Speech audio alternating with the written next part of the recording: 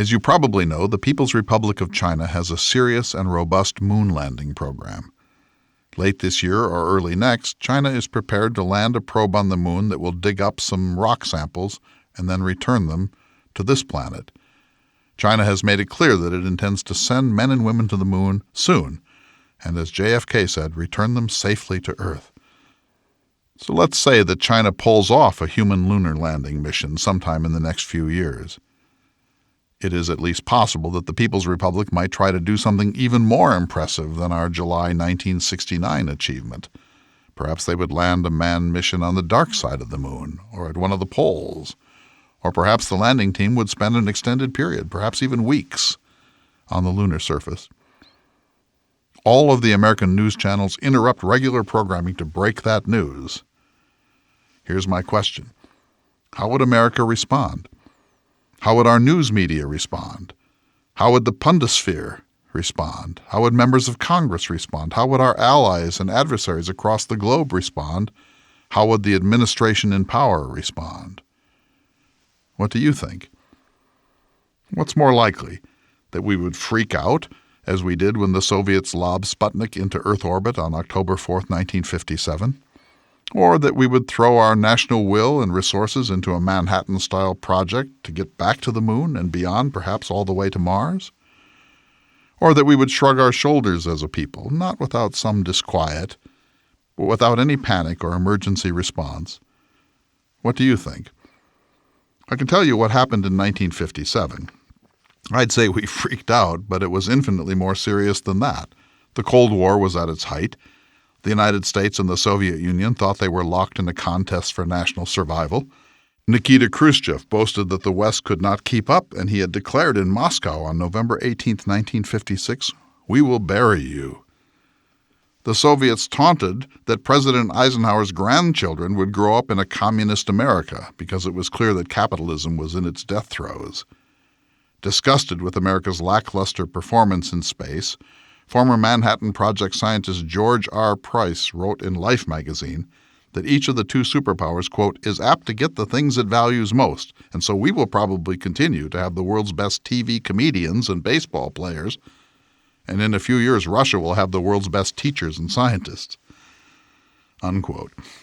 On the day of Sputnik, Senate Majority Leader Lyndon Johnson said, "What happened this morning is one of the best publicized and most humiliating failures in our history."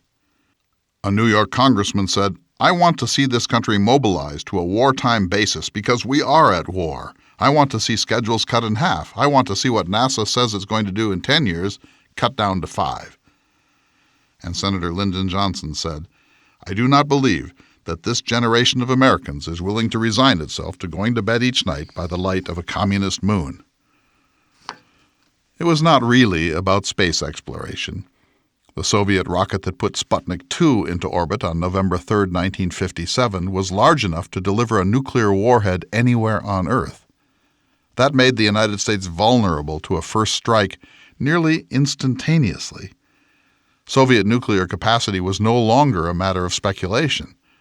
Our ham radio operators could track the beeping of those ICBM-delivered Sputniks as they whizzed over the North American continent. But the crisis wasn't just about nuclear brinksmanship. The United States had been the world leader in science, technology, invention, and innovation for so long that it seemed unthinkable that primitive Russia, barely emerging from Tolstoy's world of serfdom, pogrom, and famine, could have caught up with America. And yet it was true. The Russians put the first satellite in space.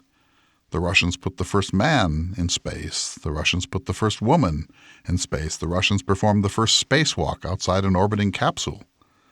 Meanwhile, America's rockets had a habit of blowing up on the launch pad. If the Soviets really were striding ahead of the United States, that meant that the communist East had caught up with the capitalist West.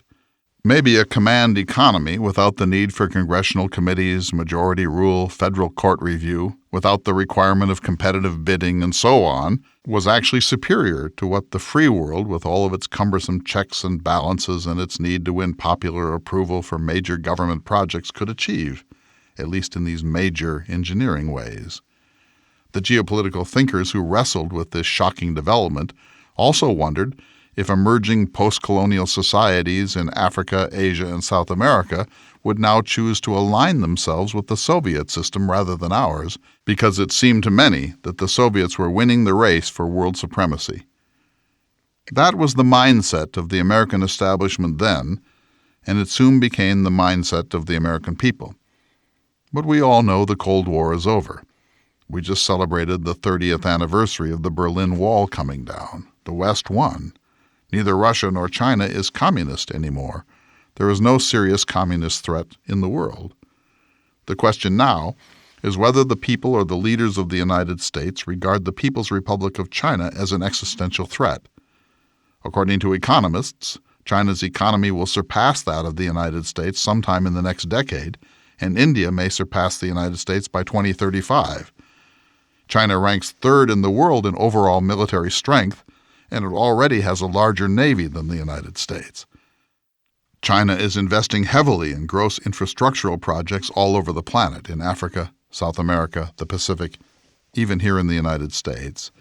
China has many internal problems, but nobody who studies international relations fails to realize that the People's Republic is making a serious run at regional and perhaps world hegemony while we watch the Kardashians and debate concussion protocols in the NFL.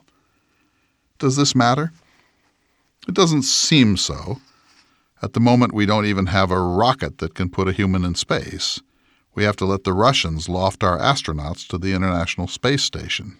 I find that humiliating. I find it appalling and unacceptable that we now have to beg rides into orbit from a nation that does what it can to undermine America's democracy and its place in the world. John F. Kennedy believed that the United States must win what he called the long twilight struggle, because it would determine whether we would survive as a free society. He was prepared, as he put it in his first inaugural address to, and I'm quoting, "Let every nation know, whether it wishes us well or ill, that we shall pay any price, bear any burden, meet any hardship, support any friend, oppose any foe, to assure the survival and the success of liberty." Here's my question, Jefferson Hour listeners. What would you think we should do in the face of a Chinese or a Russian manned moon landing?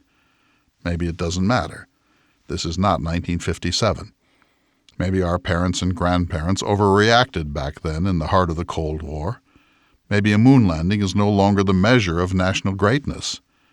Since we have weapons that are infinitely more sophisticated than what could be lifted by a Soviet ICBM, maybe we should stop thinking about those sort of gross infrastructural economies. Perhaps a national panic over a Chinese moon landing would be nothing more than playing old tapes, 8-track tapes created in the age of the Edsel Ford, Elvis, 45 RPM records, and Ozzie and Harriet. That was then, and this is now. Still, I believe these things very strongly.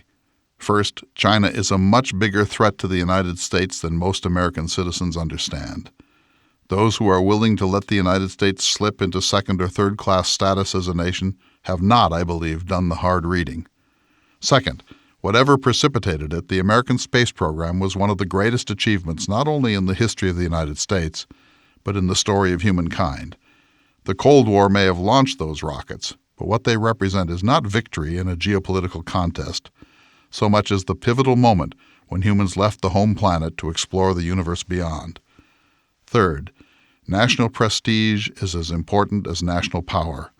I feel honored to be a citizen of the nation that put man on the moon in 1969, and I hope to see it happen again during my lifetime. Heck, I hope I live long enough to see us land on Mars.